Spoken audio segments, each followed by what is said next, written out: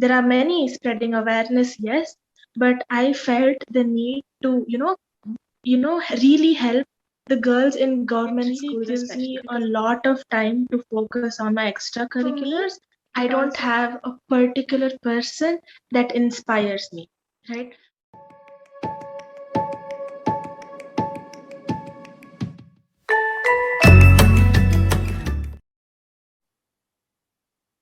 Hi everyone, welcome or welcome back to the channel. It's me, Hasni Lakshmanarayanan here, back again with an amazing personality.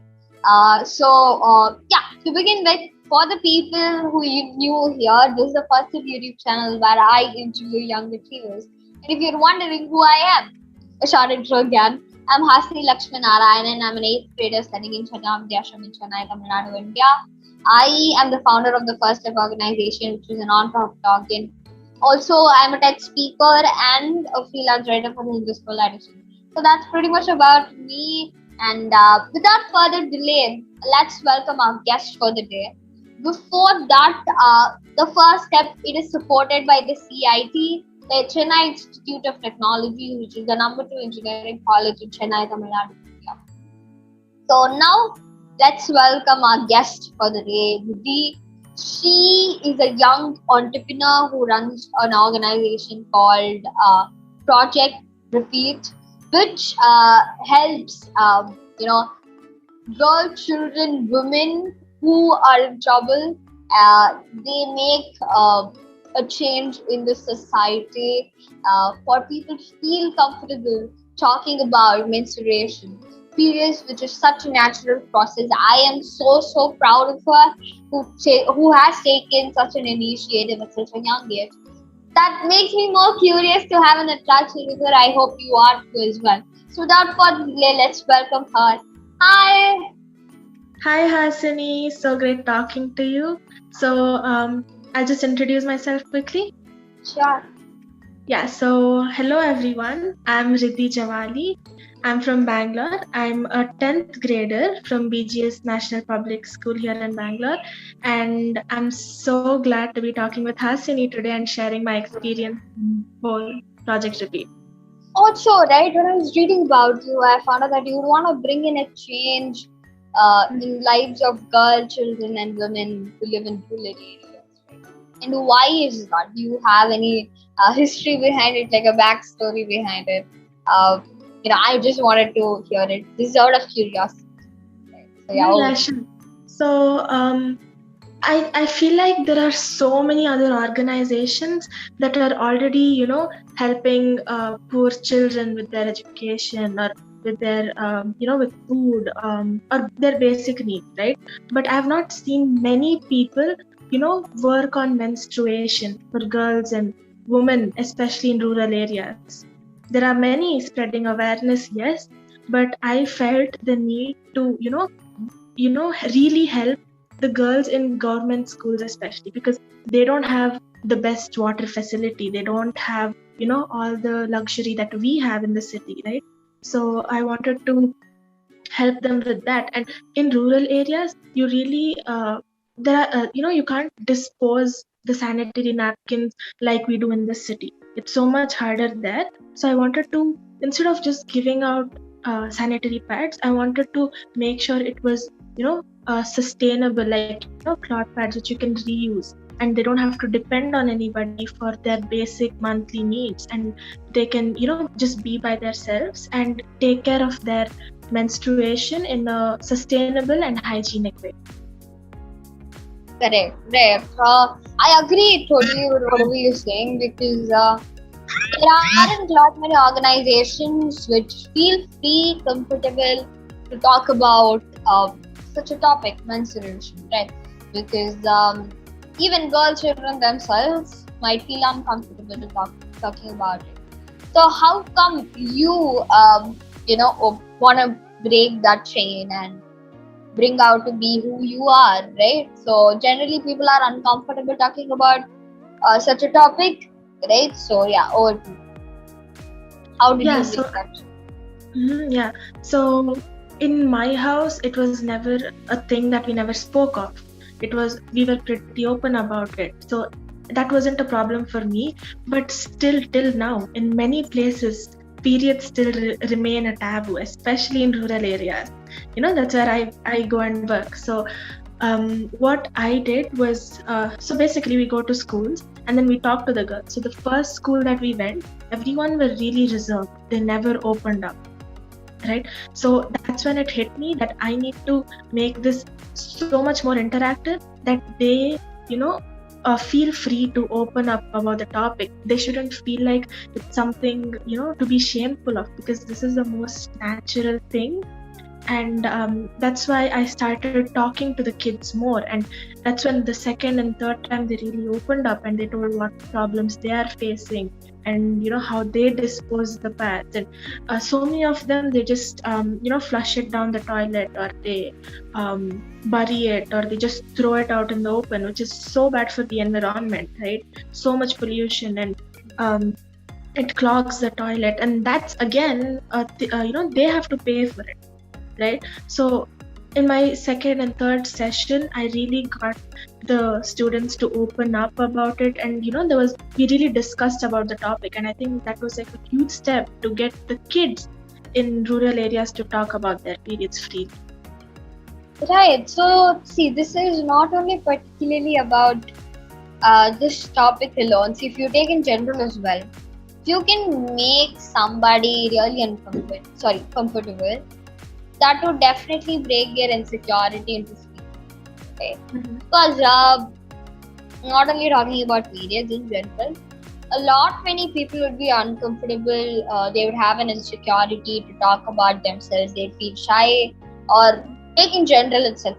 If I'm going to meet somebody, take a family member who I don't even know, and I feel like, why should I even talk to them? I'll definitely feel insecure to go and welcome myself, introduce myself, right? So if they're going to come to you, speak friendly, is going to be gentle, then you'd probably start talking, right? So that's one key as a public speaker. I do realize it. So yeah, thanks for sharing that. And now you are based on leadership skills as well. So talk about that. What is your point of view according to who makes the best leader?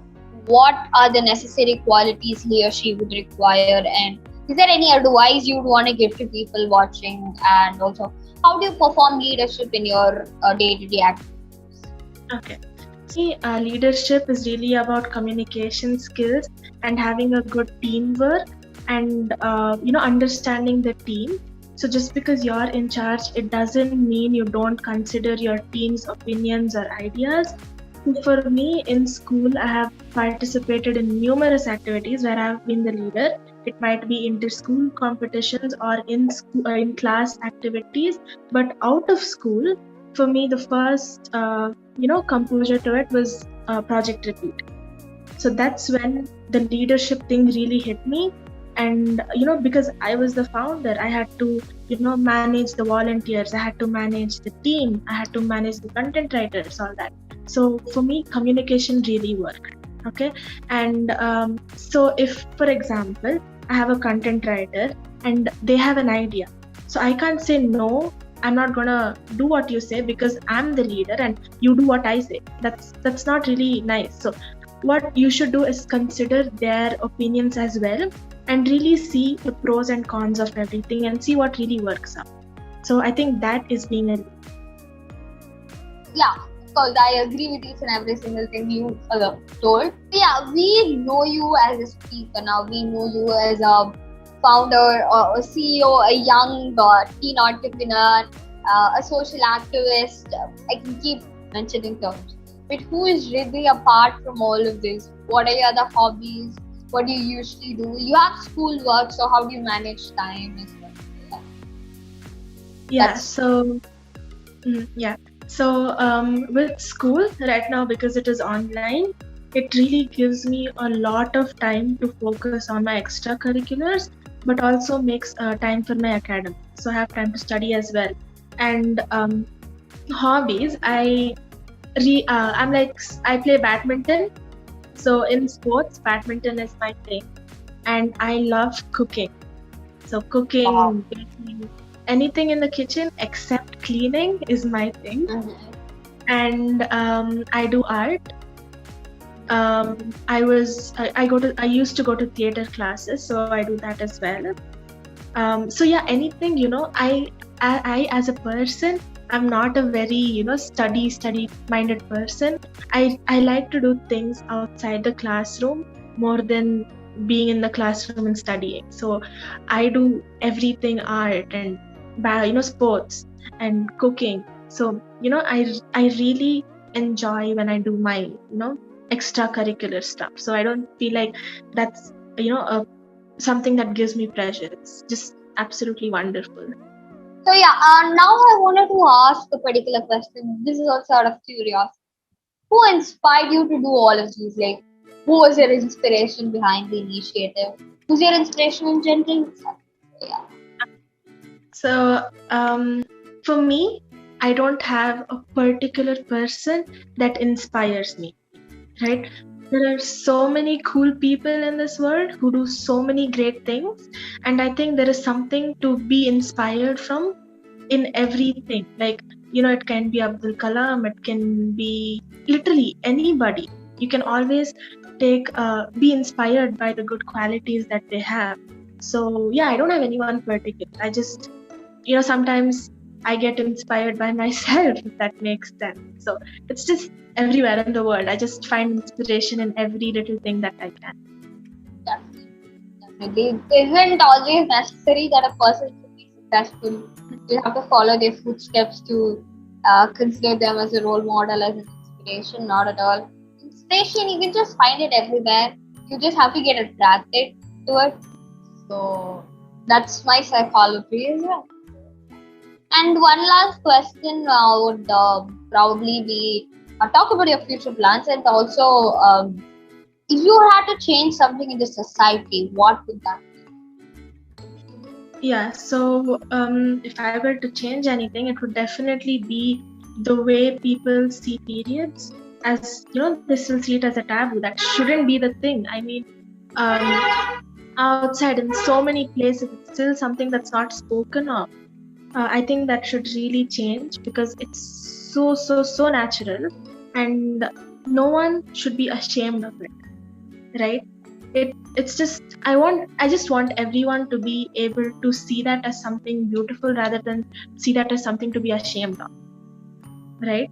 And for the future, as of Project Repeat, I really want to help as many students as possible all over India. Right now we're doing it in Karnataka, so contacting other NGOs from other states and collaborating with them, and helping as many students as possible would be the future aim for now, and then we'll see where it goes. Okay, amazing. All the best, and I hope that happens as well. And I do wish that people don't feel uncomfortable sharing their opinion, especially because it's a natural process. It happens for everyone. So feel free, and I had great time talking with you because we just got connected, right? Yeah, and all the best for your future endeavors. And with that, to the people watching, if you like the video, please don't forget to like, share, and subscribe to the channel. Comment down below your thoughts on how people should treat, menstruation after watching this video. Your opinions in the comments, and also do follow our blog, our Instagram, LinkedIn, on all of our socials. Subscribe, turn on your post notifications for further updates from the first steps. Until then, this is Riddhi here and Hasani signing off. I'll see you next week. Bye bye.